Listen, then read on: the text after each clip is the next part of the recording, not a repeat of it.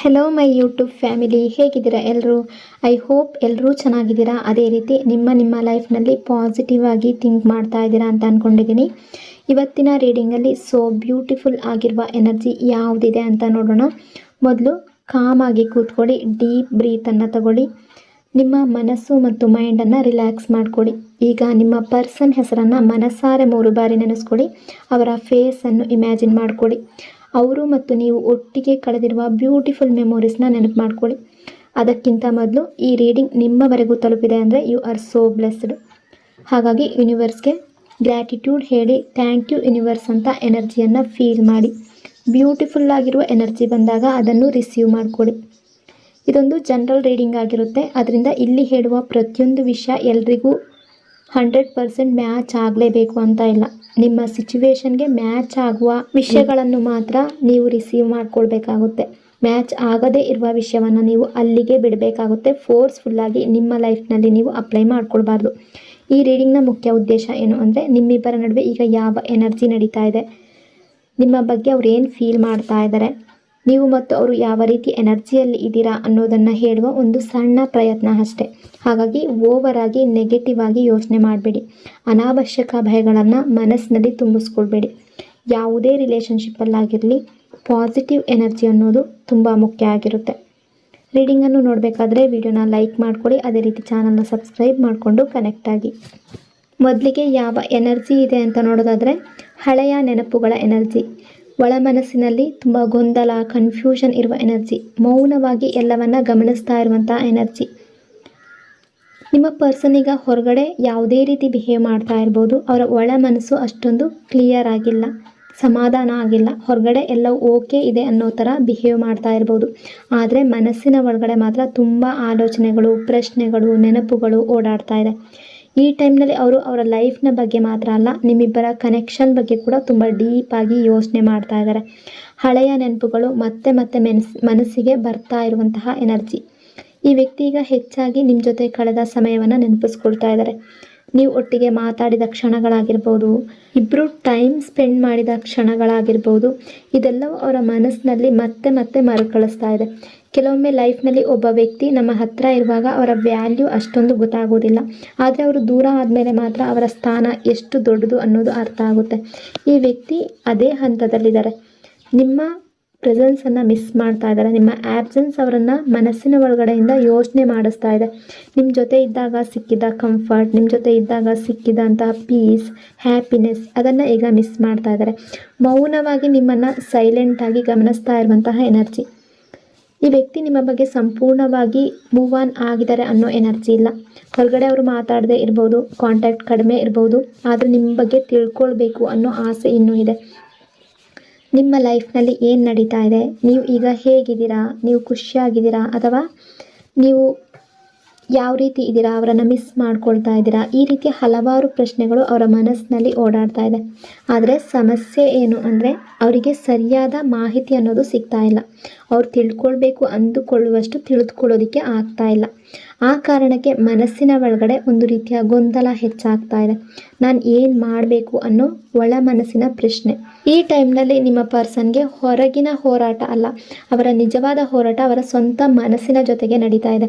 ಒಂದು ಕಡೆ ನಿಮ್ಮನ್ನು ಮಿಸ್ ಮಾಡ್ತಾ ಇದ್ದಾರೆ, ಇನ್ನೊಂದು ಕಡೆ ಮತ್ತೆ ಮುಂದೆ ಬರಬೇಕಾ ಬೇಡವಾ ಅನ್ನೋ ಕನ್ಫ್ಯೂಷನ್, ಗೊಂದಲ ಇದೆ. ಒಂದು ಕ್ಷಣ ನಿಮ್ಮ ಹತ್ರ ಬರಬೇಕು ಅನಿಸುತ್ತೆ, ಮತ್ತೊಂದು ಕ್ಷಣ ಇಲ್ಲ, ಈಗ ಹೋದರೆ ಪರಿಸ್ಥಿತಿ, ಸಿಚುವೇಶನ್ ಹಾಳಾಗ್ಬೋದು ಅಂತ ಅನ್ನಿಸ್ತಾ ಇದೆ. ಹೀಗೆ ಅವರ ಮನಸ್ಸು ಎರಡೂ ದಿಕ್ಕಿನಲ್ಲಿ ಎಳಿತಾ ಇದೆ. ಅದಕ್ಕಾಗಿ ಅವರು ಒಂದೇ ನಿರ್ಧಾರಕ್ಕೆ ಬರೋದಕ್ಕೆ ಆಗ್ತಾ ಇಲ್ಲ. ನಿಮ್ಮ ಕೋಪದ ಬಗ್ಗೆ ಕೂಡ ಅವರಿಗೆ ಭಯ ಇದೆ. ಅಂದರೆ ಈ ವ್ಯಕ್ತಿಗೆ ನೀವು ಇನ್ನೂ ಅವ್ರ ಮೇಲೆ ಬೇಸರ ಇಟ್ಕೊಂಡಿದ್ದೀರಾ ಅನ್ನೋ ಭಾವನೆ ಇದೆ. ಬಹುಶಃ ಹಿಂದೆ ನಡೆದ ಕೆಲವು ಘಟನೆಗಳಾಗಿರ್ಬೋದು, ಕೆಲವು ನೋವಿನ ಮಾತುಗಳಾಗಿರ್ಬೋದು, ಅವರು ಆ ರೀತಿ ನಿಮ್ಮ ಹತ್ರ ಬಿಹೇವ್ ಮಾಡಿರ್ಬೋದು, ಕೆಲವು ಮಾತುಗಳಾಗಿರ್ಬೋದು, ಇವೆಲ್ಲ ನಿಮ್ಮ ಮನಸ್ಸಿನಲ್ಲಿ ಇನ್ನೂ ಇದೆ ಅಂತ ಅವರು ಅಂದ್ಕೊಳ್ತಿದ್ದಾರೆ. ಅದಕ್ಕಾಗಿ ಅವರು ಮುಂದೆ ಬರಬೇಕು ಅಂತ ಒಂದು ಹೆಜ್ಜೆ ಮುಂದೆ ಹಾಕಿದ್ರೆ 2 ಹೆಜ್ಜೆ ಹಿಂದೆ ಹಾಕ್ತಾ ಇದ್ದಾರೆ. ಯಾಕೆಂದರೆ ನಾನು ಮಾತಾಡಿದ್ರೆ ಅವರು ನನ್ನನ್ನು ಸ್ವೀಕಾರ ಮಾಡ್ತಾರಾ ಇಲ್ವಾ, ಅಥವಾ ಮತ್ತೆ ನನ್ನನ್ನು ರಿಜೆಕ್ಟ್ ಮಾಡ್ತಾರಾ, ದೂರ ತಳ್ತಾರಾ ಅನ್ನೋ ಭಯ ಅವರ ಒಳಗಡೆ ಇದೆ. ಅವರೀಗ ನೋಡ್ತಾ ಇರೋದು ನಿಮ್ಮ ಪ್ರತಿಕ್ರಿಯೆಯನ್ನು, ಯಾವ ರೀತಿ ನೀವು ರೆಸ್ಪಾನ್ಸ್ ಮಾಡಬಹುದು ಅನ್ನೋದನ್ನು. ಈ ಟೈಮ್ನಲ್ಲಿ ಅವರಿಗೆ ನಿಮ್ಮ ಬಗ್ಗೆ ಇರುವ ಕುತೂಹಲಕ್ಕಿಂತ ನಿಮ್ಮ ರೆಸ್ಪಾನ್ಸ್ ಬಗ್ಗೆ ಇರುವ ಭಯ ಹೆಚ್ಚಾಗಿದೆ. ನೀವು ಏನು ಯೋಚನೆ ಮಾಡ್ತಾ ಇದ್ದೀರೋ ಗೊತ್ತಿಲ್ಲ ಅವ್ರಿಗೆ. ನೀವು ಈಗ ಯಾವ ಮನಸ್ಥಿತಿಯಲ್ಲಿ ಇದ್ದೀರೋ ಅದು ಕೂಡ ಅವರಿಗೆ ಗೊತ್ತಿಲ್ಲ. ಸೊ ಈ ಕನ್ಫ್ಯೂಷನ್ ಅವರನ್ನು ತಡೀತಾ ಇದೆ. ಅವ್ರು ನಿಮ್ಮನ್ನು ಸಂಪೂರ್ಣವಾಗಿ ಮರೆತು ಮುಂದೆ ಹೋಗಿಲ್ಲ. ಅವರ ಮನಸ್ಸಿನ ಒಂದು ಭಾಗ ಇನ್ನೂ ನಿಮ್ಮಲ್ಲೇ ಇದೆ. ಈ ಕ್ಷಣಕ್ಕೆ ಯಾವುದೇ ಒಂದು ದೊಡ್ಡ ಮೂಮೆಂಟ್ ಕಾಣದೇ ಇರ್ಬೋದು, ಆದರೆ ಮನಸ್ಸಿನ ಒಳಗಡೆ ದೊಡ್ಡ ಬದಲಾವಣೆ ಅನ್ನೋದು ಶುರು ಆಗ್ತಿದೆ. ಹೊರಗಡೆ ಮೌನ ಇದ್ದರೂ ಕೂಡ ಮನಸ್ಸಿನ ಒಳಗಡೆ ಆಲೋಚನೆಗಳು ತುಂಬ ಜೋರಾಗಿ ನಡೀತಾ ಇದೆ. ಈ ವ್ಯಕ್ತಿ ನಿಧಾನವಾಗಿ ಅವರ ಮನಸ್ಸಿನ ಜೊತೆ ಕನ್ಫ್ಯೂಷನ್ ಜೊತೆ ಒಂದು ಯುದ್ಧದಲ್ಲಿದ್ದಾರೆ. ಅವರ ಮನಸ್ಸಿನಲ್ಲೇ ಯುದ್ಧ ನಡೀತಾ ಇದೆ. ಏನು ಮಾಡಬೇಕು, ಏನು ಮಾಡಬಾರ್ದು ಅನ್ನೋದು ಅವರ ಮನಸ್ಸಿನಲ್ಲಿ ಕನ್ಫ್ಯೂಷನ್ ಕ್ರಿಯೇಟ್ ಆಗ್ತಾ ಇದೆ. ಅವರು ಏನು ನಿಜವಾಗಿ ಬಯಸ್ತಾರೆ, ಏನು ಕಳ್ಕೊಂಡಿದ್ದಾರೆ, ಯಾವ ತಪ್ಪಾಗಿದೆ ಅನ್ನೋದನ್ನು ಅರ್ಥ ಮಾಡಿಕೊಳ್ಳುವ ಹಂತಕ್ಕೆ ಬರ್ತಾ ಇದ್ದಾರೆ. ಇದಿನ್ನೂ ಆರಂಭದ ಹಂತ. ಆದರೆ ಈ ಆರಂಭದ ಹಂತನೇ ಮುಂದಿನ ದಿನಗಳಲ್ಲಿ ದೊಡ್ಡ ಬದಲಾವಣೆ ಕೂಡ ತರುವ ಸಾಧ್ಯತೆ, ತುಂಬ ಜನರ ಲೈಫ್ನಲ್ಲಿ ಬದಲಾವಣೆಗಳು ಆಗಬಹುದು ಅನ್ನೋ ಎನರ್ಜಿ ಕೂಡ ಇದೆ. ಇವತ್ತಿನ ಎನರ್ಜಿ ಪ್ರಕಾರ ಇವರು ಕೆಲವೊಂದು ಸಲ ಅವರ ರೆಸ್ಪಾನ್ಸಿಬಿಲಿಟಿಯಿಂದ ತಪ್ಪಿಸ್ಕೊಂಡಿರುವಂತಹ ಎನರ್ಜಿ ಇದೆ. ಅಂದರೆ ನೀವು ಯಾವ ವ್ಯಕ್ತಿಯ ಬಗ್ಗೆ ಥಿಂಕ್ ಮಾಡ್ತಾ ಇದ್ದೀರೋ ಅವರು ಪೂರ್ತಿಯಾಗಿ ಇಗ್ನೋರ್ ಮಾಡುವಂತಹ ವ್ಯಕ್ತಿ ಕೂಡ ಅಲ್ಲ. ಆದರೆ ಅವರು ಯಾವಾಗಲೂ ಕೂಡ ಸರಿಯಾದ ನಿರ್ಧಾರ, ತೀರ್ಮಾನ ತಗೊಳ್ಳುವಷ್ಟು ಮೆಚ್ಯೂರ್ ಆಗಿದ್ದಾರೆ ಅಂತ ಕೂಡ ಹೇಳೋದಕ್ಕೆ ಆಗೋದಿಲ್ಲ. ಜವಾಬ್ದಾರಿಯಿಂದ ಓಡಿ ಹೋಗುವ ಸ್ವಭಾವ ಇರ್ಬೋದು. ರೆಸ್ಪಾನ್ಸಿಬಿಲಿಟಿಯಿಂದ ಕೆಲವೊಂದು ಸಲ ಅವರು ಓಡಿ ಹೋಗಿರ್ಬೋದು. ಮತ್ತು ಬೇರೆಯವರ ಪ್ರಭಾವಕ್ಕೆ ತುಂಬ ಬೇಗ ಒಳಗಾಗುವ ಮನಸ್ಥಿತಿ ಇರುವ ವ್ಯಕ್ತಿ ಕೂಡ ಆಗಿರ್ಬೋದು. ಅಂದರೆ ಒಂದು ದೊಡ್ಡ ಸಮಸ್ಯೆ ಏನು ಅಂದರೆ ಯಾವುದೇ ವಿಷಯ ಶುರು ಮಾಡುವಾಗ ತುಂಬ ಆಸಕ್ತಿ ತೋರಿಸ್ಬೋದು. ಅದು ಪ್ರೀತಿಯ ವಿಷಯದಲ್ಲಾಗಿರ್ಬೋದು, ತುಂಬ ಎಕ್ಸೈಟ್ ಆಗಿ ಮಾತಾಡ್ಬೋದು, ಅಥವಾ ಮುಂದಿನ ದಿನಗಳ ಬಗ್ಗೆ ತುಂಬ ದೊಡ್ಡ ದೊಡ್ಡ ಮಾತುಗಳಾಗ್ಬೋದು, ತುಂಬ ಪ್ರಾಮಿಸ್ಗಳನ್ನು ಮಾಡ್ಬೋದು, ತುಂಬ ಪ್ರೀತಿಯಿಂದ ಮಾತಾಡೋದು. ಆದರೆ ಆ ಕೆಲಸವನ್ನು ಕೊನೆಯವರೆಗೂ ತಗೊಂಡು ಹೋಗುವ ತಾಳ್ಮೆ, ಪೇಷನ್ಸ್, ಕಮಿಟ್ಮೆಂಟ್ ಕೆಲವೊಮ್ಮೆ ಕಡಿಮೆ ಕಾಣ್ತಾ ಇದೆ. ಅಂದರೆ ಯಾವುದಾದ್ರೊಂದು ವಿಷಯದಲ್ಲಿ ಮೊದಲಿನ ಉತ್ಸಾಹ ಮತ್ತೆ ಇರೋದಿಲ್ಲ, ಅರ್ಧಕ್ಕಿಂತ ಕಡಿಮೆ ಆಗಿರುತ್ತೆ. ಆ ಎನರ್ಜಿ ಈ ರಿಲೇಷನ್ಶಿಪ್ಪಲ್ಲೂ ಕೂಡ ಇದೆ. ಆರಂಭದಲ್ಲಿ ತುಂಬ ಪ್ರೀತಿ ತೋರಿಸೋದು, ತುಂಬ ಕಾಳಜಿ, ತುಂಬ ಕೇರ್ ತೋರಿಸೋದು. ಆದರೆ ಜವಾಬ್ದಾರಿ ತಗೊಳ್ಬೇಕು ಅನ್ನೋ ಸಮಯ ಬಂದಾಗ, ರೆಸ್ಪಾನ್ಸಿಬಿಲಿಟಿ ತಗೊಳ್ಬೇಕು ಅನ್ನೋ ಸಮಯ ಬಂದಾಗ, ಅಥವಾ ಈ ರಿಲೇಷನ್ಶಿಪ್ಗಾಗಿ ಹೋರಾಡಬೇಕು ಅನ್ನೋ ಪರಿಸ್ಥಿತಿ ಬಂದಾಗ ಅವರು ಹಿಂದೆ ಸರಿದಿರುವ ಸಾಧ್ಯತೆ ತುಂಬ ಇದೆ. ಇದು ಪ್ರೀತಿ ಇಲ್ಲ ಅನ್ನೋದರಿಂದ ಅಲ್ಲ, ಆದರೆ ಮಾನಸಿಕವಾಗಿ ಸಂಪೂರ್ಣವಾಗಿ ಅವರು ಸ್ಟೇಬಲ್ ಆಗಿಲ್ಲ, ಮೆಚ್ಯೂರ್ ಆಗಿಲ್ಲ, ಆಮೇಲೆ ನೋಡೋಣ ಅನ್ನೋ ಮನಸ್ಥಿತಿ. ಈ ವ್ಯಕ್ತಿಯೊಳಗೆ ಒಂದು ವಿಚಿತ್ರ ಅಭ್ಯಾಸ. ಅದು ಇವತ್ತು ಮಾಡಬೇಕಾದ ಕೆಲಸವನ್ನು ನಾಳೆಗೆ ಹಾಕೋದು, ನಾಳೆ ಮಾಡಬೇಕಾದ ನಿರ್ಧಾರವನ್ನು ಮುಂದಿನ ವಾರಕ್ಕೆ ತಳ್ಳೋದು, ಹೀಗೆ ಸಮಯ ಕಳೀತಾ ಹೋಗೋದು. ಅದು ರಿಲೇಷನ್ಶಿಪ್ಪಲ್ಲಿ ವಿಷಯದಲ್ಲಿ ಕೂಡ ಆಗಿರ್ಬೋದು. ಕೆಲವೊಮ್ಮೆ ಅವರು ಸಮಸ್ಯೆಯನ್ನು ಸಾಲ್ವ್ ಮಾಡೋದಕ್ಕಿಂತ ಅದನ್ನು ಇಗ್ನೋರ್ ಮಾಡೋದನ್ನು ಆಯ್ಕೆ ಮಾಡ್ತಾರೆ. ಈಗ ಮಾತಾಡದೇ ಇದ್ದರೆ ಸಮಸ್ಯೆ ತಾನೇ ಸರಿಯಾಗುತ್ತೆ, ಈಗ ತಲೆ ಕೆಡಿಸ್ಕೊಳ್ಳೋದು ಬೇಡ ಅನ್ನೋ ರೀತಿಯ ಯೋಚನೆ ಇವರಲ್ಲಿ ಕೆಲವೊಂದು ಸಲ. ಆದರೆ ಜೀವನದಲ್ಲಿ ಕೆಲವು ವಿಷಯಗಳನ್ನು ಇಗ್ನೋರ್ ಮಾಡಿದ್ರೆ ಅವು ಚಿಕ್ಕದಾಗಲ್ಲ, ಇನ್ನಷ್ಟು ದೊಡ್ಡದಾಗುತ್ತೆ. ಸೊ ಈ ರಿಲೇಷನ್ಶಿಪ್ಪಲ್ಲೂ ಕೂಡ ಹಾಗೆ ಆಗಿರ್ಬೋದು. ಅಥವಾ ಇವರಿಗೆ ಫ್ಯಾಮಿಲಿಯ ರೆಸ್ಪಾನ್ಸಿಬಿಲಿಟಿ ಕೂಡ ಜಾಸ್ತಿ ಇರ್ಬೋದು. ಈ ವ್ಯಕ್ತಿ ಅವರ ಮನಸ್ಸಿಗಿಂತ ಅವರ ಕುಟುಂಬದ ಅಭಿಪ್ರಾಯಕ್ಕೆ, ಒಪಿನಿಯನ್ಗೆ ಹೆಚ್ಚು ಬೆಲೆ ಕೊಡುವ ಸಾಧ್ಯತೆ ಇದೆ. ಕುಟುಂಬ ಅಂದರೆ ಕೇವಲ ಅವರ ಅಮ್ಮ, ಅಪ್ಪ, ಅಣ್ಣ, ಅಕ್ಕ ಅಥವಾ ಮನೆಯ ಹಿರಿಯವರು ಯಾರೇ ಆಗಿರಬಹುದು. ಅವರ ಮಾತು ಈ ವ್ಯಕ್ತಿಯ ಮೇಲೆ ತುಂಬ ಪ್ರಭಾವ ಬೀರುತ್ತೆ. ಅವರ ಮನಸ್ಸು ಏನು ಹೇಳುತ್ತೆ ಅನ್ನೋದಕ್ಕಿಂತ ಮನೆಯವರಲ್ಲಿ ಏನು ಹೇಳ್ತಾರೆ, ಅವ್ರಿಗೆ ಇಷ್ಟ ಆಗುತ್ತಾ, ಅವರು ಒಪ್ತಾರಾ, ಈ ರೀತಿಯ ಥಾಟ್ಸ್ಗಳು ಕೂಡ ಇವರ ಮನಸ್ಸಿನಲ್ಲಿ ಬರ್ತಾ ಇರುತ್ತೆ. ಕುಟುಂಬದ ಒಪ್ಪಿಗೆ ಇಲ್ಲದೆ ಅವರು ಯಾವುದನ್ನು ನಿರ್ಧಾರವನ್ನು ತಗೊಳ್ಳದೆ ಇರುವ ವ್ಯಕ್ತಿ ಕೂಡ ಆಗಿರಬಹುದು. ಮನೆಯವರು ಸಪೋರ್ಟ್ ಮಾಡಿದ್ರೆ ಎಲ್ಲದರಲ್ಲೂ ಮುಂದೆ ನಿಲ್ಲುವ ವ್ಯಕ್ತಿ ಕೂಡ ಆಗಿರಬಹುದು. ಮನೆಯವರು ವಿರೋಧಿಸಿದರೆ ಹಿಂದೆ ಸರಿಯುವ ವ್ಯಕ್ತಿ ಕೂಡ ಆಗಿರ್ಬೋದು. ಸೊ ಕೆಲವೊಂದು ವಿಷಯದಲ್ಲಿ ಅವರು, ಅದು ರಿಲೇಷನ್ಶಿಪ್ ವಿಷಯ ಆಗಿರ್ಬೋದು, ಯಾವುದೇ ವಿಷಯ ಆಗಿರ್ಬೋದು, ಅವರು ಫ್ಯಾಮಿಲಿಗೆ ತುಂಬ ಪ್ರಾಮುಖ್ಯತೆ ಕೊಡುವಂತಹ ವ್ಯಕ್ತಿ ಕೂಡ ಆಗಿರ್ಬೋದು. ಮನಸ್ಸಿನ ಒಳಗಡೆ ಗೊಂದಲ, ಹೊರಗಡೆ ಮೌನ.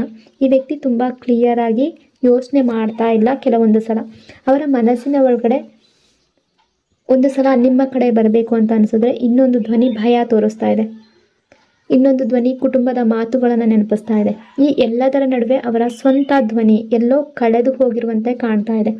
ನಿಜವಾಗ್ಲೂ ಏನು ಬಯಸ್ತಾರೆ ಅನ್ನೋದನ್ನು ಕೆಲವೊಮ್ಮೆ ಅವರಿಗೆ ಅರ್ಥ ಮಾಡ್ಕೊಳ್ಳೋದಕ್ಕೆ ಆಗ್ತಾ ಇಲ್ಲ. ಪೇಯ್ನ್ ಎನರ್ಜಿ ಇದೆ ಇವರ ಲೈಫ್ನಲ್ಲಿ. ಹಿಂದೆ ಯಾವುದೋ ಒಂದು ನೋವು ನಡೆದಿರ್ಬೋದು, ಪೇಯ್ನ್ ಆಗಿರ್ಬೋದು, ಅದು ಈ ರಿಲೇಷನ್ಶಿಪ್ಪಲ್ಲಿ ಆಗಿರ್ಬೋದು, ಟ್ರಸ್ಟ್ ವಿಷಯದಲ್ಲಿ ಆಗಿರ್ಬೋದು, ಅಥವಾ ಯಾರೋ ಇವರನ್ನು ತುಂಬ ಹರ್ಟ್ ಮಾಡಿರ್ಬೋದು. ಹೊರಗಡೆ ಅವರು ಅದನ್ನು ಮರೆತ ರೀತಿ ಕಾಣ್ಬೋದು, ಆದರೆ ಮನಸ್ಸಿನ ಒಳಗಡೆ ಆ ಪೇನ್ ಸಂಪೂರ್ಣವಾಗಿ ಹೋಗಿಲ್ಲ. ಆ ಕಾರಣಕ್ಕೆ ಈಗಲೂ ಕೂಡ ಕೆಲವೊಮ್ಮೆ ನಿಮ್ಮನ್ನು ನೋಡಿದಾಗ, ಅಥವಾ ನಿಮ್ಮ ಬಿಹೇವಿಯರನ್ನು ನೋಡಿದಾಗ, ಅಥವಾ ಅವರ ಹಳೆಯ ಅನುಭವದ ಜೊತೆ ಹೋಲಿಕೆ ಮಾಡುವ ಸಾಧ್ಯತೆ ಕೂಡ ಇದೆ. ಎಲ್ಲರ ಲೈಫ್ನಲ್ಲಿ ಅಲ್ಲ, ಕೆಲವರು ಆ ರೀತಿ ಥಿಂಕ್ ಮಾಡಬಹುದು. ಹಳೆಯ ರೀತಿ ನನಗೆ ಮತ್ತೆ ಪೇಯ್ನ್ ಆಗುತ್ತಾ, ಈ ರೀತಿ ಥಿಂಕ್ ಮಾಡಬಹುದು. ಈ ವ್ಯಕ್ತಿಗೆ ಪ್ರೀತಿ ಅನ್ನೋದು ಬೇಕು, ರಿಲೇಷನ್ಶಿಪ್ ಬೇಕು, ಕನೆಕ್ಷನ್ ಬೇಕು. ಆದರೆ ಅದಕ್ಕಿಂತ ಮೊದಲು ಅವರೊಳಗಿನ ಗೊಂದಲ, ಕನ್ಫ್ಯೂಷನ್ ಸರಿ ಮಾಡ್ಕೋಬೇಕು. ಅವರ ಜೀವನದ ನಿರ್ಧಾರಗಳನ್ನು ಅವರೇ ತೆಗೆದುಕೊಳ್ಳುವಂತಹ ಧೈರ್ಯ ಬೆಳೆಸ್ಕೊಳ್ಬೇಕು. ಬೇರೆಯವರ ಅಭಿಪ್ರಾಯಕ್ಕಿಂತ ಅವರ ಹೃದಯದ ಧ್ವನಿಯನ್ನು ಕೇಳೋದಕ್ಕೆ ಇವರು ರೆಡಿ ಆಗಬೇಕು. ಅದು ಆಗುವ ತನಕ ಇವರು ಕೆಲವೊಮ್ಮೆ ಒಂದು ಹೆಜ್ಜೆ ಮುಂದೆ ಬಂದರೆ 2 ಹೆಜ್ಜೆ ಹಿಂದೆ ಅನ್ನುವ ರೀತಿಯಲ್ಲಿ ನಡೆದುಕೊಳ್ಳುವ ಸಾಧ್ಯತೆ ಕೂಡ ಇದೆ.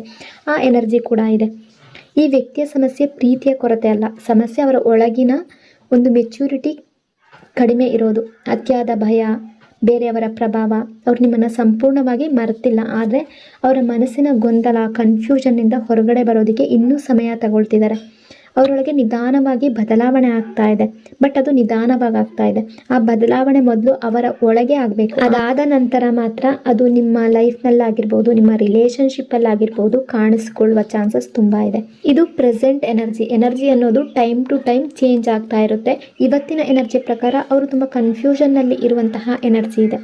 ಯಾವುದೋ ಒಂದು ಸಿಚುವೇಶನ್ ಅಡ್ಡ ಇರುವಂತಹ ಎನರ್ಜಿ, ಹೊರಗಿನ ಹಸ್ತಕ್ಷೇಪದ ಎನರ್ಜಿ ಅಥವಾ ಸೊಸೈಟಿಯ ಭಯದ ಎನರ್ಜಿ, ಕನ್ಫ್ಯೂಷನ್ ಎನರ್ಜಿ. ನಿಮ್ಮಿಬ್ಬರ ನಡುವೆ ಪ್ರೀತಿ ಇಲ್ಲ ಅನ್ನೋ ಸಮಸ್ಯೆ ಅನ್ನೋದಂತೂ ಇಲ್ಲ, ಆದರೆ ಈ ಪ್ರೀತಿಯನ್ನು ಸುಲಭವಾಗಿ ಒಪ್ಕೊಳ್ಳುವಂತಹ ಅವಕಾಶ ಸಿಗ್ತಾ ಇಲ್ವಾ ಅನ್ನೋ ಎನರ್ಜಿ. ಅಂದರೆ ಈ ಸಂಬಂಧದಲ್ಲಿ ಸಮಸ್ಯೆ ನಿಮ್ಮಿಬ್ಬರ ಹೃದಯದಲ್ಲಿ ಇಲ್ಲ, ಸಮಸ್ಯೆ ನಿಮ್ಮಿಬ್ಬರ ಸುತ್ತಮುತ್ತ ಸಿಚುವೇಶನ್ ಪರಿಸ್ಥಿತಿಗಳಲ್ಲಿ ಇದೆ. ನಿಮ್ಮಿಬ್ಬರ ಮಧ್ಯೆ ಕಾಣದ ಗೋಡೆಗಳು, ಯಾವುದೋ ಒಂದು ಸಿಚುವೇಶನ್. ಕೆಲವೊಮ್ಮೆ ಜೀವನದಲ್ಲಿ ಇಬ್ಬರು ಒಬ್ಬರನ್ನೊಬ್ಬರು ತುಂಬ ಇಷ್ಟಪಟ್ಟರು ಕೂಡ ಅವರನ್ನು ಸೇರಿಸಬೇಕಾದ ದಾರಿಯಲ್ಲಿ ಅನೇಕ ಸಿಚುವೇಶನ್ಗಳು, ಅನೇಕ ಅಡ್ಡಿಗಳು ಬರುತ್ತೆ. ಸೊ ಅದೇ ಎನರ್ಜಿ ಇದೆ. ನೀವು ಒಂದು ಹೆಜ್ಜೆ ಮುಂದೆ ಇಡಬೇಕು ಅಂತ ಅಂದ್ಕೊಂಡಾಗ ಏನೋ ಒಂದು ಕಾರಣ ಅಡ್ಡಿಯಾಗುತ್ತೆ. ಮಾತಾಡಬೇಕು ಅಂದರೆ ಪರಿಸ್ಥಿತಿ ಬಿಡ್ತಾ ಇಲ್ಲ, ಹತ್ತಿರ ಬರಬೇಕು ಅಂದರೆ ಏನೋ ಒಂದು ಸಮಸ್ಯೆ ಮಧ್ಯದಲ್ಲಿ ಬರ್ತಾ ಇದೆ. ಎಲ್ಲವೂ ಸರಿಯಾಗುವ ಹಾಗೆ ಕಾಣಿಸ್ದಾಗ ಮತ್ತೆ ಹೊಸ ಸಮಸ್ಯೆ ಶುರು ಆಗ್ತಾ ಇದೆ. ಇದರಿಂದ ನೀವಿಬ್ಬರು ಕೂಡ ತುಂಬ ಟಯರ್ಡ್ ಆಗಿದ್ದೀರಾ, ಮನಸ್ಸಿನಲ್ಲಿ ತುಂಬ ಬೇಸತ್ತಿದ್ದೀರಾ. ಹೊರಗಿನವರ ಪ್ರಭಾವ ಕೂಡ ಇರ್ಬೋದು. ಈ ರಿಲೇಷನ್ಶಿಪ್ಪಲ್ಲಿ ಜನರ ಅಭಿಪ್ರಾಯಗಳಾಗಿರ್ಬೋದು, ಮಾತುಗಳಾಗಿರ್ಬೋದು, ನಿರ್ಧಾರಗಳಾಗಿರ್ಬೋದು, ಅದು ಕೂಡ ಈ ರಿಲೇಷನ್ಶಿಪ್ ಮೇಲೆ ಕೆಲವೊಂದು ಸಲ ಪರಿಣಾಮ ಬೀರಿರಬಹುದು. ಕೆಲವೊಂದು ಸಲ ಆ ವ್ಯಕ್ತಿಯ ಕುಟುಂಬ ಆಗಿರ್ಬೋದು, ಫ್ಯಾಮಿಲಿ ಆಗಿರ್ಬೋದು, ಕೆಲವೊಮ್ಮೆ ಸೊಸೈಟಿ ಆಗಿರ್ಬೋದು, ಅವರ ಜಾಬ್ ಆಗಿರ್ಬೋದು, ಕೆರಿಯರ್ ಆಗಿರ್ಬೋದು, ಏನೋ ಒಂದು ಸಿಚುವೇಶನ್ ಯಾವುದಾದ್ರೊಂದು ರೀತಿಯಲ್ಲಿ ಈ ರಿಲೇಷನ್ಶಿಪ್ಪಲ್ಲಿ ಮಧ್ಯದಲ್ಲಿ ಬಂದಿರ್ಬೋದು. ಇದರಿಂದ ನಿಮ್ಮ ಪರ್ಸನ್ ಅವರ ಹೃದಯದ ಮಾತಿಗಿಂತ ಹೊರಗಿನ ಮಾತನ್ನು ಹೆಚ್ಚು ಕೇಳುವ ಪರಿಸ್ಥಿತಿ ಬಂದಿರಬಹುದು. ಇಲ್ಲಿ ಫ್ಯಾಮಿಲಿಯಲ್ಲಿ ಕೂಡ ಕೆಲವೊಬ್ಬರ ಫ್ಯಾಮಿಲಿಯಲ್ಲಿ ಕೂಡ ಈ ರಿಲೇಷನ್ಶಿಪ್ಪನ್ನು ಒಪ್ಪದೇ ಇರಬಹುದು. ಕೆಲವೊಮ್ಮೆ ಕೆಲವೊಂದು ಫ್ಯಾಮಿಲಿಯಲ್ಲಿ ಅವರದೇ ಆದ ಎಕ್ಸ್ಪೆಕ್ಟೇಷನನ್ನು ಇಟ್ಕೊಂಡಿರ್ತಾರೆ. ಹೀಗೆ ಇರಬೇಕು, ಹೀಗೆ ಆಗಬೇಕು, ನಮ್ಮ ಮನೆಯಲ್ಲಿ ಇದೇ ರೀತಿ ನಡೀಬೇಕು, ಈ ರೀತಿಯ ಭಾವನೆಗಳನ್ನು, ಈ ರೀತಿಯ ನಿರೀಕ್ಷೆಗಳನ್ನು ಇಟ್ಕೊಂಡಿರ್ತಾರೆ. ಸೊ ಅದು ಕೂಡ ಕೆಲವೊಬ್ಬರ ರಿಲೇಷನ್ಶಿಪ್ಪಲ್ಲಿ ಅಡ್ಡ ಬಂದಿರಬಹುದು. ಅಥವಾ ಜನ ಏನು ಹೇಳ್ತಾರೆ, ಜನರ ಅಭಿಪ್ರಾಯ, ಸಮಾಜದ ಮಾತು, ಕುಟುಂಬದ ಪ್ರತಿಷ್ಠೆ, ಯಾರಾದರೂ ಒಬ್ಬರ ಮನಸ್ಸಿನಲ್ಲಿ ತುಂಬ ದೊಡ್ಡ ಜಾಗ ಪಡ್ಕೊಂಡಿರ್ಬೋದು. ಕೆಲವೊಮ್ಮೆ ನಿಮ್ಮ ಪರ್ಸನ್ ಹೃದಯ ಏನೋ ಹೇಳ್ತಾ ಇರುತ್ತೆ, ಆದರೆ ಅವರ ಮೈಂಡ್ ಇನ್ನೇನೋ ಹೇಳುತ್ತೆ. ಹೃದಯ ನಿಮ್ಮ ಹತ್ರ ಬರಬೇಕು ಅಂತ ಹೇಳುತ್ತೆ, ಆದರೆ ಮನಸ್ಸು ಜನ ಏನು ಹೇಳ್ತಾರೆ, ಮನೆಯವರು ಒಪ್ತಾರಾ, ಆಮೇಲೆ ಪ್ರಾಬ್ಲಮ್ ಆಗುತ್ತಾ ಅನ್ನೋ ಪ್ರಶ್ನೆಗಳು ಕೇಳ್ತಾ ಇದೆ. ಸೊ ಈ ಕಾರಣಕ್ಕೆ ಕೂಡ ಅವರು ತುಂಬ ಸಲ ಅವರ ಭಾವನೆಗಳನ್ನು, ಫೀಲಿಂಗ್ಸ್ಗಳನ್ನು ತಡೆದಿರುವ ಸಾಧ್ಯತೆ ಕೂಡ ಇದೆ. ನಿಮ್ಮಿಬ್ಬರ ನಡುವೆ ವ್ಯತ್ಯಾಸ ಇರುವ ಸಾಧ್ಯತೆ, ಅಂದರೆ ಕೆಲವರಿಗೆ ಈ ಭಾಗ ಮ್ಯಾಚ್ ಆಗ್ಬೋದು, ಕೆಲವರಿಗೆ ಮ್ಯಾಚ್ ಆಗದೇ ಇರ್ಬೋದು. ಅಂದರೆ ನಿಮ್ಮಿಬ್ಬರ ನಡುವೆ ಯಾವುದಾದ್ರೊಂದು ವ್ಯತ್ಯಾಸ ಇರ್ಬೋದು. ನಿಮ್ಮ ಕುಟುಂಬದ ಬ್ಯಾಕ್ಗ್ರೌಂಡ್ ಅಥವಾ ಅವರ ಕುಟುಂಬದ ಬ್ಯಾಕ್ಗ್ರೌಂಡ್ ಅಥವಾ ಸ್ಟೇಟಸ್ ಆಗಿರ್ಬೋದು. ನಿಮ್ಮ ಹಣಕಾಸಿನಲ್ಲಿ ಒಬ್ಬರು ತುಂಬ ಜಾಸ್ತಿ ಚೆನ್ನಾಗಿದ್ದರೆ ಇನ್ನೊಬ್ಬರು ಸ್ವಲ್ಪ ಕಡಿಮೆ ಇರಬಹುದು.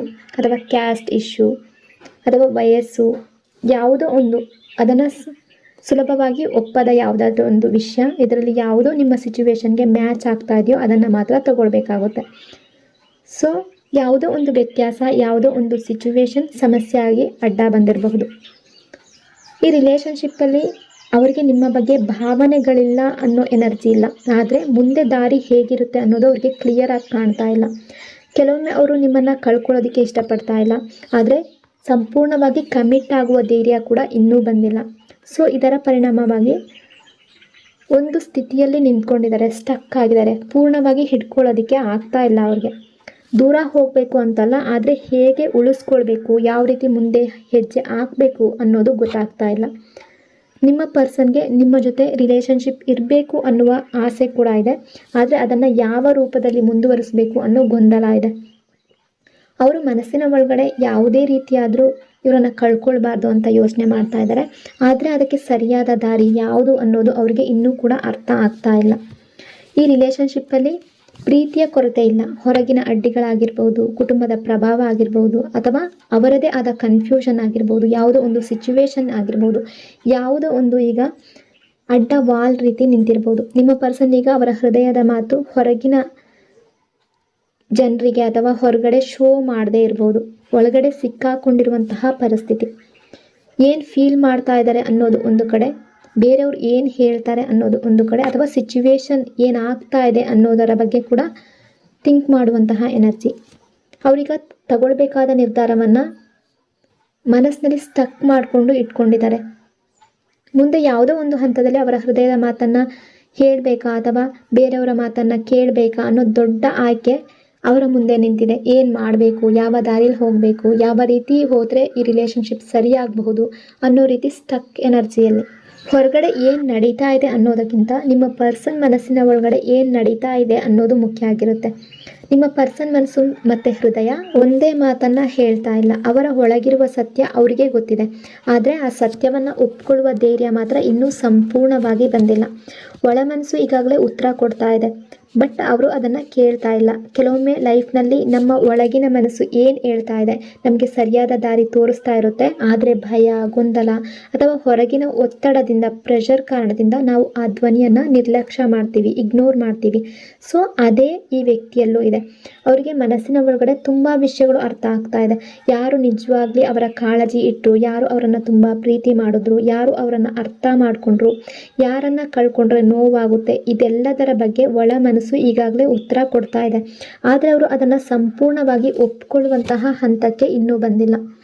ಧೈರ್ಯದ ಕೊರತೆ ಇರುವ ಎನರ್ಜಿ. ನಿಮ್ಮನ್ನು ಪ್ರೀತಿಸೋದಿಲ್ಲ ಅನ್ನೋ ಎನರ್ಜಿ ಇಲ್ಲ, ಆದರೆ ಪ್ರೀತಿಗಾಗಿ ಹೋರಾಡುವ ಧೈರ್ಯ ಕಡಿಮೆ. ಹೃದಯದಲ್ಲಿ ತುಂಬ ಫೀಲಿಂಗ್ಸ್ಗಳಿದೆ, ಭಾವನೆಗಳಿರ್ಬೋದು, ಮನಸ್ಸಿನಲ್ಲಿ ನೆನಪುಗಳಿರ್ಬೋದು, ನಿಮ್ಮನ್ನು ಮಿಸ್ ಮಾಡ್ತಾ ಇರ್ಬೋದು. ಆದರೆ ಇವೆಲ್ಲ ಇದ್ದರೂ ಕೂಡ ಒಂದು ದೊಡ್ಡ ಹೆಜ್ಜೆ ಮುಂದೆ ಇಡಲು ಬೇಕಾದಂತಹ ಬಲ ಇನ್ನೂ ಬೆಳೆದಿಲ್ಲ. ಅವರು ಈಗಲೂ ಕೆಲವು ನಿರ್ಧಾರಗಳ ಮುಂದೆ ನಿಂತಾಗ ನಾನು ಇದನ್ನು ನಿಭಾಯಿಸ್ತೀನ, ನಾನು ತಪ್ಪು ಮಾಡ್ತಾ ಇದ್ದೀನ, ಮುಂದೆ ಏನಾಗಬಹುದು ಅನ್ನೋ ಪ್ರಶ್ನೆಗಳಲ್ಲಿ ಸಿಕ್ಕಾಕೊಳ್ತಾ ಇದ್ದಾರೆ ಅನ್ನೋ ಎನರ್ಜಿ ಕೂಡ ಇದೆ. ಇವರು ಹೊರಗಡೆ ಎಷ್ಟೇ ಸ್ಟ್ರಾಂಗ್ ಆಗಿ ಕಾಣಿಸ್ಕೊಂಡ್ರು ಕೂಡ ಮನಸ್ಸಿನ ಒಳಗಡೆ ಇನ್ನೂ ಹೀಲ್ ಆಗಬೇಕಾದ ತುಂಬ ವಿಷಯಗಳು ಇದೆ. ಕೆಲವು ಹಳೆಯ ನೋವುಗಳು, ಕೆಲವು ನಿರಾಸೆ, ಕೆಲವು ಭಯ, ಕೆಲವು ತಪ್ಪು ನಿರ್ಧಾರಗಳ ಪಶ್ಚಾತ್ತಾಪ, ಇದೆಲ್ಲ ಇನ್ನು ಅವರ ಮನಸ್ಸಿನ ಒಂದು ಮೂಲೆಯಲ್ಲಿ ಹಾಗೆ ಸ್ಟಕ್ ಆಗಿ ನಿಂತಿದೆ. ಅದಕ್ಕಾಗಿ ಅವರು ಕೆಲವು ವಿಷಯಗಳಲ್ಲಿ ತುಂಬ ನಿಧಾನವಾಗಿ ನಡೀತಾ ಇದ್ದಾರೆ. ಈ ವ್ಯಕ್ತಿ ತಮ್ಮ ಭಾವನೆಗಳನ್ನು ಶೇರ್ ಮಾಡ್ಕೊಳ್ತಾ ಇಲ್ಲ, ಫ್ರೀಯಾಗಿ ಹೇಳ್ಕೊಳ್ತಾ ಇಲ್ಲ, ಅವರ ನೋವನ್ನು ಹೇಳ್ಕೊಳ್ತಾ ಇಲ್ಲ, ಅವರ ಭಯವನ್ನು ಒಪ್ಕೊಳ್ತಾ ಇಲ್ಲ, ಅವರ ಪ್ರೀತಿಯನ್ನು ಸಂಪೂರ್ಣವಾಗಿ ಅವರು ತೋರಿಸ್ತಾ ಇಲ್ಲ. ಅಂದರೆ ಅವರು ಮನಸ್ಸಿನ ಒಳಗಡೆ ಫೀಲ್ ಮಾಡ್ತಾ ಇರೋದು ಮತ್ತು ಹೊರಗಡೆ ತೋರಿಸ್ತಾ ಇರೋದು ಒಂದೇ ರೀತಿ ಇಲ್ಲ. ಈ ಟೈಮ್ನಲ್ಲಿ ಜೀವನ ಅವರಿಗೆ ಕೆಲವು ವಿಷಯಗಳನ್ನು, ಪಾಠಗಳನ್ನು ಕಲಿಸ್ತಾ ಇದೆ. ಕೆಲವು ಘಟನೆಗಳಾಗಿರ್ಬೋದು, ಕೆಲವು ಅನುಭವಗಳಾಗಿರ್ಬೋದು, ಕೆಲವು ಜನರ ನಿಜವಾದ ಮುಖ, ಇವೆಲ್ಲದರ ಮೂಲಕ ಅವರು ಒಂದು ದೊಡ್ಡ ಅರಿವಿನ ಕಡೆ, ಒಂದು ಪಾಠದ ಕಡೆ ಸಾಗ್ತಾ ಇದ್ದಾರೆ. ಅವರು ಇನ್ನೂ ಸಂಪೂರ್ಣವಾಗಿ ಆ ಪಾಠವನ್ನು ಅರ್ಥ ಮಾಡ್ಕೊಂಡಿಲ್ಲ, ಆ ಲೆಸನ್ನನ್ನು ಅರ್ಥ ಮಾಡ್ಕೊಂಡಿಲ್ಲ. ಆದರೂ ನಿಧಾನವಾಗಿ ಅವರಿಗೆ ಅರಿವಾಗುವಂತಹ ಪ್ರಕ್ರಿಯೆ ಶುರುವಾಗ್ತಾ ಇದೆ. ಇಲ್ಲಿ ಬ್ಯೂಟಿಫುಲ್ ಆಗಿರುವ ಎನರ್ಜಿ ಇದೆ. ಎಲ್ಲವೂ ಇದೇ ರೀತಿ ಪರ್ಮನೆಂಟ್ ಆಗಿ ಇರೋದಿಲ್ಲ. ಈ ಮೌನ ಆಗಿರ್ಬೋದು, ನಿಮ್ಮಿಬ್ಬರ ನಡುವೆ ಇರುವ ಕನ್ಫ್ಯೂಷನ್ ಆಗಿರ್ಬೋದು, ಈ ನೋ ಕಾಂಟ್ಯಾಕ್ಟ್ ಸಿಚುವೇಶನ್ ಆಗಿರ್ಬೋದು, ಈ ಗ್ಯಾಪ್ ಆಗಿರ್ಬೋದು, ಇದೆಲ್ಲ ಒಂದು ಹಂತದವರೆಗೆ ಮಾತ್ರ. ಈ ವ್ಯಕ್ತಿಯ ಲೈಫ್ನಲ್ಲಿ ಒಂದು ಮಹತ್ವದ ಅರಿವು ಬರೋ ಸಮಯ ತುಂಬ ಹತ್ತಿರ ಇದೆ. ಕೆಲವು ವಿಷಯಗಳು ಈಗ ಅವರ ಕಣ್ಣಿಗೆ ಕಾಣ್ತಾ ಇಲ್ಲ, ಆದರೆ ಮುಂದೆ ಅದೇ ವಿಷಯಗಳು ತುಂಬ ಕ್ಲಿಯರಾಗಿ ಕಾಣಿಸುವ ಎನರ್ಜಿ ಇದೆ. ಯಾವುದೇ ಅಡ್ಡಿ ಆಗಿರ್ಬೋದು, ನಿಮ್ಮಿಬ್ಬರ ನಡುವೆ ಇರುವಂತಹ ಯಾವುದೇ ಸಿಚುವೇಶನ್ ಆಗಿರ್ಬೋದು, ಗೊಂದಲಗಳಾಗಿರ್ಬೋದು, ನಿಮ್ಮಿಬ್ಬರ ನಡುವಿನ ಯಾವುದೇ ಪರಿಸ್ಥಿತಿ ಆಗಿರಬಹುದು, ಇವು ನಿಧಾನವಾಗಿ ಚೇಂಜ್ ಆಗ್ತಾ ಹೋಗುತ್ತೆ. ಈಗ ದೊಡ್ಡ ಬದಲಾವಣೆ ಆಗಿದೆ ಅಂತ ಹೇಳೋದಕ್ಕೆ ಆಗೋದಿಲ್ಲ, ಆದರೆ ಆ ದಿಕ್ಕಿನಲ್ಲಿ ಚಲನೆ ಶುರು ಆಗ್ತಾ ಇದೆ. ಇಲ್ಲಿವರೆಗೆ ನಿಮ್ಮ ಪರ್ಸನ್ ಗಮನವನ್ನು ಬೇರೆ ಕಡೆಗೆ ಇರಬಹುದು, ನಿಮ್ಮನ್ನು ಇಗ್ನೋರ್ ಮಾಡಿರ್ಬೋದು, ಬಟ್ ಅದೆಲ್ಲವೂ ಚೇಂಜ್ ಆಗುವ ಎನರ್ಜಿ ಇದೆ. ನಿಮ್ಮ ಬಗ್ಗೆ ಅವರ ಭಾವನೆಗಳು ಮುಗಿದು ಹೋಗಿಲ್ಲ. ಕೆಲವೊಮ್ಮೆ ಅವರು ದೂರ ಇದ್ದರೂ ಕೂಡ, ಮೌನ ಆಗಿದ್ದರೂ ಕೂಡ, ಮನಸ್ಸಿನ ಒಳಗಡೆ ನಿಮ್ಮ ನೆನಪು ಇನ್ನೂ ಕೂಡ ತುಂಬ ಜಾಸ್ತಿ ಆಗ್ತಾ ಇದೆ. ಆದರೆ ಅವರು ಮೊದಲು ಅವರೊಳಗಿನ ಗೊಂದಲವನ್ನು ಸರಿ ಮಾಡ್ಕೊಳ್ಬೇಕು. ಅದಾದ ನಂತರ ಮಾತ್ರ ಈ ರಿಲೇಷನ್ಶಿಪ್ ಕಡೆಗೆ ಕ್ಲಿಯರ್ ಆಗಿ ಹೆಜ್ಜೆ ಹಾಕೋದಕ್ಕೆ ಸಾಧ್ಯ ಆಗುತ್ತೆ. ಈ ಟೈಮ್ನಲ್ಲಿ ನಿಮ್ಮ ಪರ್ಸನಲ್ ಲೈಫ್ನಲ್ಲಿ ನಡೀತಾ ಇರುವ ದೊಡ್ಡ ಹೋರಾಟ ಹೊರಗಿನವರ ಜೊತೆ ಅಲ್ಲ, ಅವರ ಸ್ವಂತ ಮನಸ್ಸಿನ ಜೊತೆ. ಅವರು ಅವರ ಭಯವನ್ನು ಗೆಲ್ಲಬೇಕು, ಹಳೆಯ ಗಾಯಗಳನ್ನು ಹೀಲ್ ಮಾಡ್ಕೋಬೇಕು, ಪೇಯ್ನನ್ನು ಹೀಲ್ ಮಾಡ್ಕೋಬೇಕು, ಅವರ ನಿಜವಾದ ಭಾವನೆಗಳನ್ನು ಒಪ್ಕೊಳ್ಬೇಕು. ಹಾಗೆ ಮಾಡಿದಾಗ ಮಾತ್ರ ಅವರು ಅವರ ಹೃದಯದ ದಾರಿಯನ್ನು ಕ್ಲಿಯರಾಗಿ ನೋಡೋದಕ್ಕೆ ಸಾಧ್ಯ ಆಗುತ್ತೆ. ಸೊ ಎನರ್ಜಿ ಪ್ರಕಾರ ಆ ಅರಿವಿನ ಸಮಯ ಈಗ ಮೊದಲಿಗಿಂತ ತುಂಬ ಹತ್ತಿರ ಇದೆ ಅನ್ನೋ ಎನರ್ಜಿ ಇದೆ. ನ್ಯೂ ಸ್ಟಾರ್ಟ್ ಎನರ್ಜಿ ಮತ್ತು ಕನೆಕ್ಟ್ ಆಗುವಂತಹ ಎನರ್ಜಿ, ಪ್ರೀತಿ ಮತ್ತು ಭಾವನೆಗಳನ್ನು ಶೇರ್ ಮಾಡುವಂತಹ ಎನರ್ಜಿ, ತುಂಬ ಬ್ಯೂಟಿಫುಲ್ ಆಗಿರುವ ಎನರ್ಜಿ ಇದೆ. ಇಲ್ಲಿವರೆಗೆ ನೀವು ನೋಡಿದ ಎನರ್ಜಿಗಳಲ್ಲಿ ತುಂಬ ಗೊಂದಲ ಇತ್ತು, ಕನ್ಫ್ಯೂಷನ್ ಇತ್ತು, ಭಯ ಇತ್ತು, ಸ್ಟಕ್ ಆಗಿರುವ ಎನರ್ಜಿ ಇತ್ತು, ಸಿಚುವೇಶನ್ ಅಡ್ಡಿ ಇತ್ತು, ಮೌನ ಇತ್ತು, ಸೈಲೆನ್ಸ್ ಇತ್ತು. ಆದರೆ ಈಗ ಈ ಎನರ್ಜಿಯಲ್ಲಿ ನಿಧಾನವಾಗಿ ಬದಲಾವಣೆ ಇದೆ. ಬದಲಾವಣೆ ಒಂದು ದಿನದಲ್ಲಿ ಆಗುವಂಥದ್ದು ಅಲ್ಲ, ಆದರೆ ಒಳಗಿನಿಂದ ಮನಸ್ಸಿನಿಂದ ಶುರುವಾಗಿರುವ ಒಂದು ದೊಡ್ಡ ಟ್ರಾನ್ಸ್ಫರ್ಮೇಷನ್ ಎನರ್ಜಿ. ಹಳೆಯ ಅಧ್ಯಾಯ ಮುಗಿದು ಹೊಸ ಅಧ್ಯಾಯ ಶುರುವಾಗುವಂಥ ಎನರ್ಜಿ. ಲೈಫ್ನಲ್ಲಿ ಕೆಲವೊಮ್ಮೆ ಒಂದು ಹಂತ ಸಂಪೂರ್ಣವಾಗಿ ಮುಗಿಲೇಬೇಕು, ಆಮೇಲೆ ಮಾತ್ರ ಹೊಸ ಹಂತ ಶುರುವಾಗೋದು. ಇಲ್ಲಿ ಅದೇ ಎನರ್ಜಿ ಇದೆ. ಹಳೆಯ ನೋವಾಗಿರ್ಬೋದು, ಹಳೆಯ ತಪ್ಪುಗಳಾಗಿರ್ಬೋದು, ತಪ್ಪಾಗಿ ಅರ್ಥ ಮಾಡ್ಕೊಳ್ಳೋದಾಗಿರ್ಬೋದು, ಈಗೋ ಆಗಿರ್ಬೋದು, ಇದೆಲ್ಲವನ್ನು ಹಿಡಿದುಕೊಂಡೇ ಮುಂದಕ್ಕೆ ಹೋಗೋದು ಸಾಧ್ಯ ಆಗೋದಿಲ್ಲ. ಈ ವ್ಯಕ್ತಿ ನಿಧಾನವಾಗಿ ಆ ಹಳೆಯ ಭಾರವನ್ನು, ಆ ಹೆವಿನೆಸ್ಸನ್ನು ಕೆಳಗಿಡುವ ಹಂತಕ್ಕೆ ಬರ್ತಾ ಇದ್ದಾರೆ. ಇಲ್ಲಿವರೆಗೆ ಅವರನ್ನು ತಡೀತಾ ಇದ್ದ ಕೆಲವು ಯೋಚನೆಗಳು ಈಗ ದುರ್ಬಲ ಆಗ್ತಾ ಇದೆ, ವೀಕ್ ಆಗ್ತಾ ಇದೆ. ಅವರು ಲೈಫನ್ನು ಹೊಸ ದೃಷ್ಟಿಯಿಂದ ನೋಡೋದಕ್ಕೆ ಪ್ರಯತ್ನ ಪಡ್ತಾ ಇದ್ದಾರೆ. ನನಗೆ ಏನು ಬೇಕು ಅನ್ನೋ ಕ್ಲಾರಿಟಿ ಬರ್ತಾ ಇದೆ. ಇಲ್ಲಿವರೆಗೆ ಈ ವ್ಯಕ್ತಿ ತುಂಬ ಕನ್ಫ್ಯೂಷನಲ್ಲಿದ್ದರು. ಅವರ ಮನಸ್ಸನ್ನು ತಾವೇ ಅರ್ಥ ಮಾಡ್ಕೊಳ್ಳೋದಕ್ಕೆ ಆಗದೇ ಇರುವ ಸ್ಥಿತಿ ಇತ್ತು, ಸಿಚುವೇಶನ್ ಇತ್ತು. ಆದರೆ ಈಗ ನಿಧಾನವಾಗಿ ಅವ್ರಿಗೆ ಅವರ ಹೃದಯದ ಮಾತು ಕೇಳಿಸ್ತಾ ಇದೆ. ಬೇರೆಯವರು ಏನು ಬಯಸ್ತಾರೆ ಅನ್ನೋದಕ್ಕಿಂತ ಅವ್ರೇನು ಬಯಸ್ತಾರೆ ಅನ್ನೋದರ ಬಗ್ಗೆ ಯೋಚನೆ ಶುರುವಾಗಿದೆ. ಇದು ತುಂಬ ದೊಡ್ಡ ಬದಲಾವಣೆ. ಯಾಕೆಂದರೆ ಲೈಫ್ನಲ್ಲಿ ನಿಜವಾದ ನಿರ್ಧಾರಗಳು ಹೊರಗಿನವರಿಗಾಗಿ ಅಲ್ಲ, ಮನಸ್ಸಿನ ಒಳಗಿನ ಸತ್ಯಕ್ಕಾಗಿ ತೆಗೆದುಕೊಳ್ಬೇಕು. ಆ ಅರಿವಿನ ಕಡೆ ಅವರು ಸಾಕ್ತಾ ಇದ್ದಾರೆ. ಮತ್ತೆ ಕನೆಕ್ಟ್ ಆಗುವ ಸಾಧ್ಯತೆ ಇರುವ ಎನರ್ಜಿ. ಈ ವ್ಯಕ್ತಿ ನಿಮ್ಮನ್ನು ಸಂಪೂರ್ಣವಾಗಿ ಬಿಟ್ಟು ಹೋಗುವ ಎನರ್ಜಿಯಲ್ಲಿಲ್ಲ, ಬದಲಾಗಿ ಒಂದು ಹಂತದಲ್ಲಿ ಮತ್ತೆ ನಿಮ್ಮ ಜೊತೆ ಮಾತಾಡಬೇಕು, ನಿಮ್ಮ ಜೊತೆ ಕನೆಕ್ಟ್ ಆಗಬೇಕು ಅನ್ನೋ ಆಸೆ ಹೆಚ್ಚಾಗ್ತಾ ಇರುವಂಥ ಎನರ್ಜಿ.